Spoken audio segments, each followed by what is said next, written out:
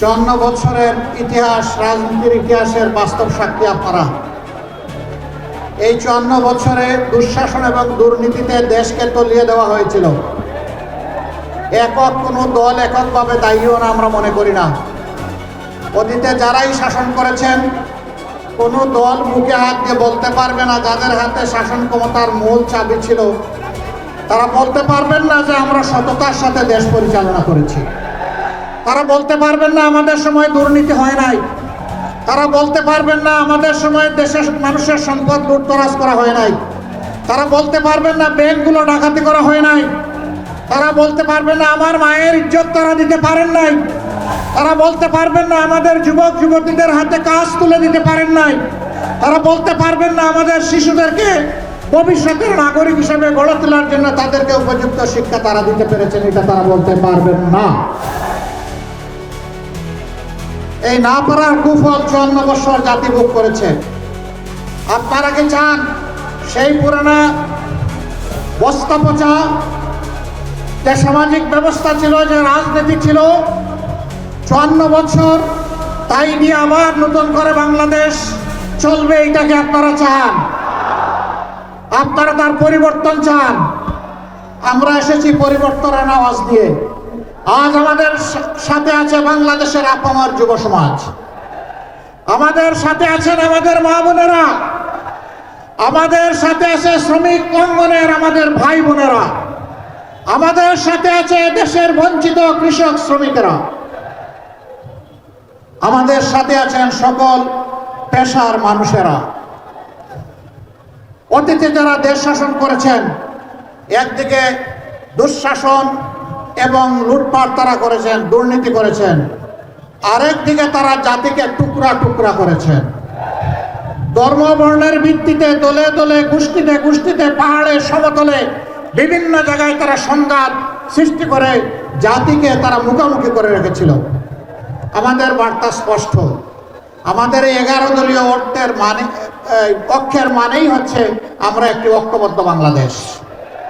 এই বাংলাদেশকে আর আমরা বিভক্ত করতে কাউকে দেব না। বাংলাদেশ দুর্নীতি মুক্ত হোক, এটা আপনারা চান? ফ্যাসিবাদ আবার ফিরে আসুক, এটা আপনারা চান?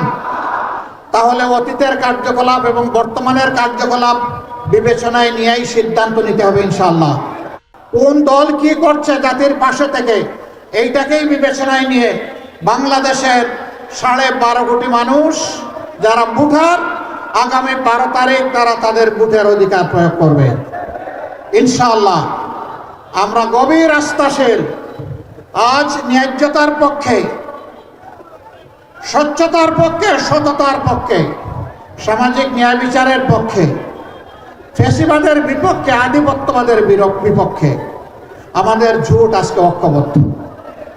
বাংলাদেশের মানুষ ইনশাআল্লাহ তার পক্ষে থাকবে। আজ আমরা সেই গণজোয়ারটা দেখতে পাচ্ছি বাংলাদেশের সর্বত্র। যা এখানে এসেও দেখলাম, আপনাদেরকে মোবারকবাদ।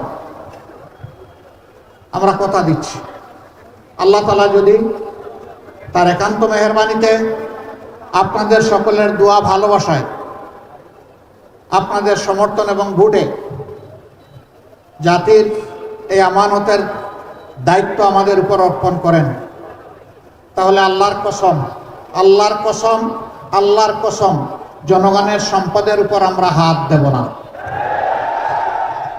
আমরা জনগণের চৌকিদার হয়ে আপনাদের আমানতের হেফাজত করব ইনশাআল্লাহ। আমরা সরকারি তহবিলের প্রত্যেকটি আয় ব্যয়ের হিসাব আপনাদের সামনে জনসমক্ষে দিতে বাধ্য থাকব।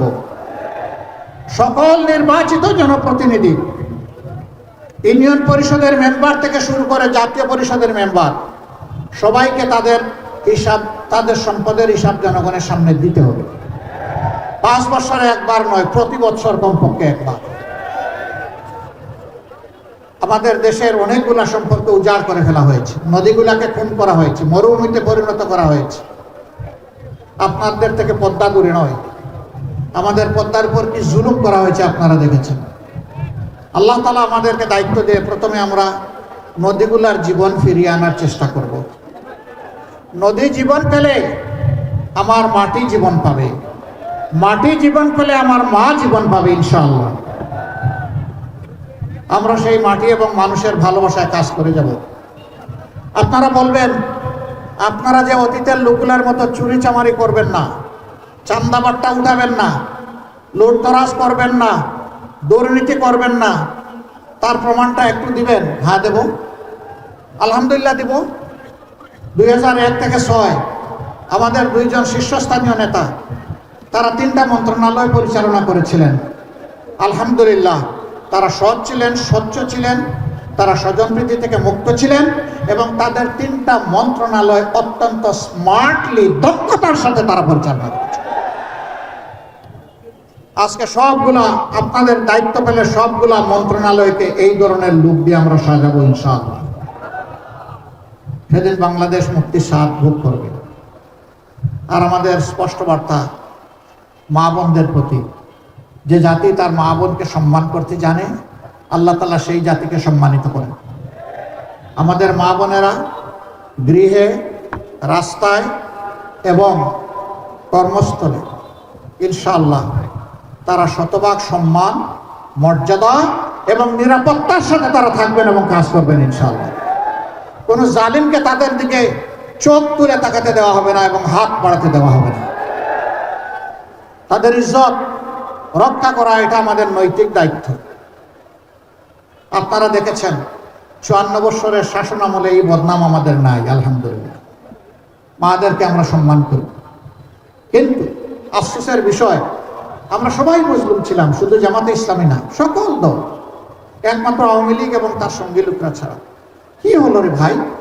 5 তারিখে আল্লাহ তাআলা এই দেশকে একটা সুযোগ দিলেন সংশোধন হওয়ার, সুন্দর হয়ে সামনে চলার, দেশের উন্নয়নে কাজ করার।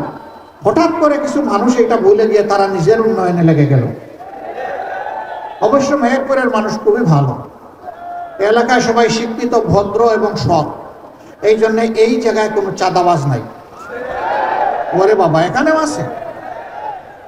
মাত্র 3টি উপজেলার জেলা, 2টি আসনের জেলা, এখানেও চাঁদাবাজ আছে, যেখানে সবাই সবাইকে চিনে। চাঁদা নেয় কেমনে? ওদের শরম লাগে না?